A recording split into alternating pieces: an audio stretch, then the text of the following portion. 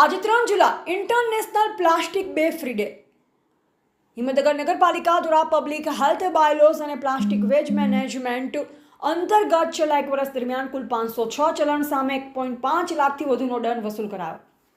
દર વર્ષે 3 જુલાઈ international plastic bag free day તરીકે ઉજવવામાં આવે છે, જેનો મુખ્ય હેતુ વપરાશવાળી પ્લાસ્ટિક બેગથી થતું પ્રદૂષણ ઘટાડવું અને તેના વિકલ્પો પ્રત્યે લોકોમાં જાગૃતિ લાવવાનો છે.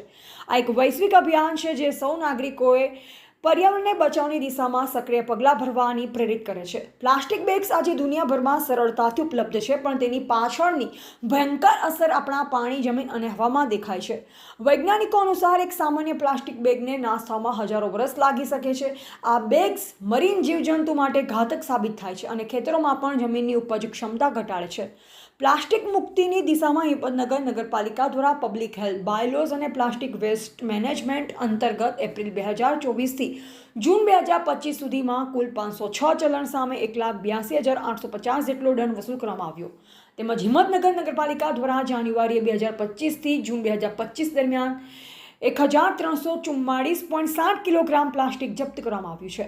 હિંમતનગર નગરપાલિકા આરોગ્ય વિભાગ દ્વારા સિંગલ યુઝ તથા પ્રતિબંધિત પ્લાસ્ટિક નાબૂદ કરવા અભિયાન સ્વરૂપે વાણિજ્ય એકમો ધરાવતા વેપારીઓમાં જાગૃતિ, સખી મંડળની બહેનો દ્વારા પેમ્પલેટ આપી ડોર ટુ ડોર પ્રચાર પ્રસાર તેમજ માય થેલી ઇવેન્ટ જેવી નવીન પહેલો થકી પ્લાસ્ટિક મુક્તિ અંગેની કામગીરી કરવામાં આવી રહી છે. સરકાર દ્વારા પણ પ્લાસ્ટિક મુક્તિ સાથે પર્યાવરણીય જાળવણી માટે અનેક પ્રયત્નો કરવામાં આવી રહ્યા છે. સરકારશ્રીની સાથે સામાન્ય નાગરિકો પણ નાની ટેવ જેવી કે ખરીદી કરતા સમયે કાપડ કે જૂટની બેગ સાથે રાખી અભિયાનમાં સહભાગી બને તો વધુ અસરકારક કામગીરી થઈ શકે છે. રિપોર્ટર જયેશ ઠાકોર સાથે Shailesh Patel, Sabarkantha. International plastic bag free ડેની ઉજવણી જ્યારે સમગ્ર રાજ્યમાં આવતીકાલે એટલે કે તારીખ 3 જુલાઈના રોજ થવા જઈ રહી છે, ત્યારે હું જણાવવા માગું છું કે હિંમતનગર નગરપાલિકા દ્વારા છેલ્લા 1 વર્ષમાં આશરે 1.5 થી 2.5 લાખ રૂપિયાનો પ્લાસ્ટિકના વેપારીઓને દંડ કરેલ છે અને એમનું પ્લાસ્ટિક જપ્ત કરેલ છે.